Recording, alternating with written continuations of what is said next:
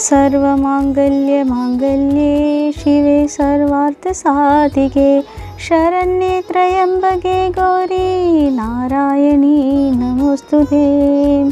ब्रह्मरूपे सदानंदे परमानंद स्वरूपिणी शरणागत दीनार्ते परित्राणपारायणे सर्वस्यार्ति हरे देवी नारायणी नमोस्तुते। सबको जय माता की। श्री दुर्गा सप्तशती से 13वां अध्याय का पारायण करते हैं। राजा सूरत और वैश्य को देवी जी के वरदान। ओम श्री गणेशाय नमः। हर हर महादेव। जय माता दी। जय सिया राम। जय श्री राधे श्याम। ध्यान। जो उदय काल के सूर्य के सदृश कांति वाली, जिनकी चारों भुजाओं में पाश, अंकुश, वर और अभय मुद्रा है तथा जिनके 3 नेत्र हैं, उन शिवा देवी को मैं बचता हूँ। ऋषि बोले, हे राजन, इस प्रकार मैंने देवी जी का उत्तम महात्म्य तुम्हें कर सुनाया। जिसने इस जगत को धारण कर रखा है वह देवी इस प्रकार के प्रभाव वाली है। वही देवी विद्या उत्पन्न करती है।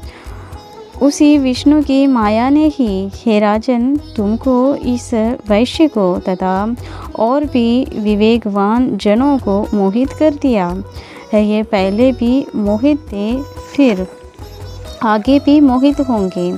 इसलिए हे महाराज, तुम उसी परमेश्वरी की शरण में जाओ, क्योंकि वही देवी आराधना करने पर मनुष्यों को भोग, स्वर्ण एवं मोक्ष आदि प्रदान किया करती है।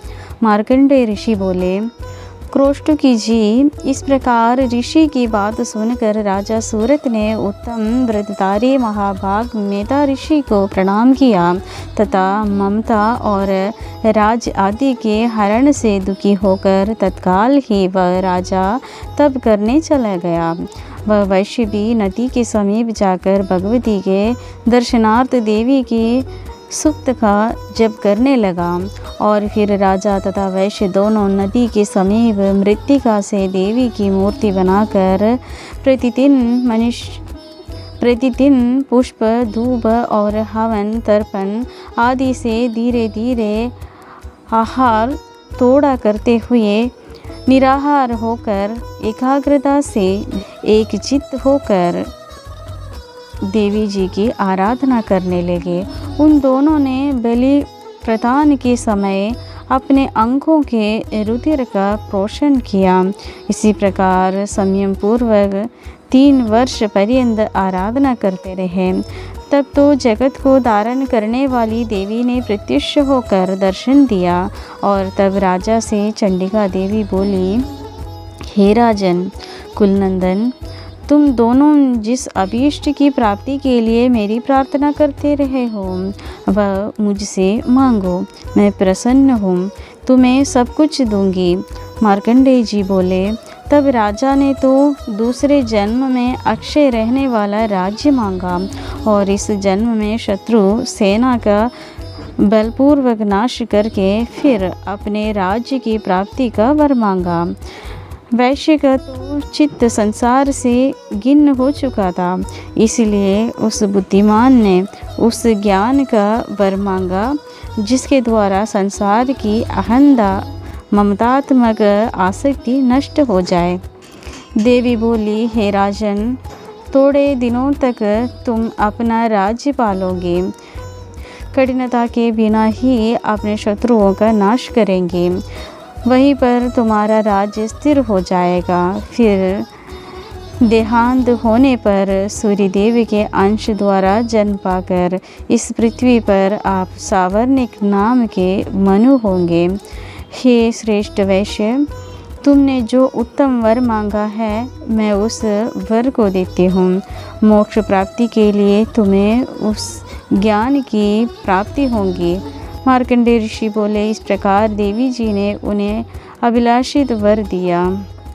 फिर उन दोनों की भक्तिपूर्वक की हुई स्तुति से प्रसन्न होकर देवी तत्काल ही अंतर्धान होगी। इस प्रकार वह क्षत्रिय श्रेष्ठ सूरत देवी से वर पाकर फिर सूर्य से उत्पन्न होकर सावर्णी नामक मनु होगा। 13वां अध्याय भी समाप्त। यहाँ पे माँ से जो स्तुति करने से जो क्षत्रिय है, जो राजा है, वो सारोजिष मनवंतर में अर्थात दूसरा मनवंतर में जो चल रहा था ये कहानी, तो दूसरा मनवंतर में जो चल रहा है, तो 8वां मनवंतर में अभी 7वां मनवंतर चल रहा है। तो एक मनवंतर में 71 चतुर्युग होते हैं मनुओं का, जो चलते हैं, मनुओं का राज चलते हैं, तो 71 चतुर्युग होते हैं। तो यहाँ पे ये तो 7वां चल रहा है। अभी जो आने वाले मनवंतर में इनको जो मनु बनने का, सूर्यपुत्र होकर सावर्णी मनु होने का वरदान दिया है माता ने। तो देखो माता कितना दयालु है। तो दूसरा मनवंतर से लेकर 8 वहाँ से लेकर अभी तक जो चला भी नहीं है, उस मनवंतर का अधिपति बना रहे हैं देवी जी का 3 साल का स्तुति से। तो हम नित्य निरंतर स्तुति करेगा तो माँ हमारे लिए क्या क्या नहीं करेगा, यही इससे हमें बताने की ज़रूरत नहीं है, हम समझ लेते हैं। और जो वैश्य है उन्होंने माँ का आराधना करके किसी और इच्छा नहीं रखा, इसलिए उनको मोक्ष प्राप्ति दिया माता ने, अपने पास ही रखा उनको। तो देखो जो भी हम मांगते हैं माँ ज़रूर हमें देते हैं।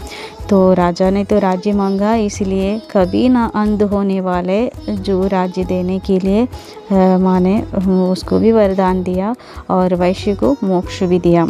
तो माँ का ये नवरात्र काल में इस स्तुति करने वाला को माँ सब कुछ देने का वाग्दान दे रखा है, इसलिए आप सब माँ का ये स्तुतियाँ सुन लीजिएगा। सबको जय माता जी की। अम्बे नारायणा देवी नारायणा लक्ष्मी नारायणा भद्रे नारायणा। अम्बे नारायणा देवी नारायणा लक्ष्मी नारायणा दुर्गे नारायण।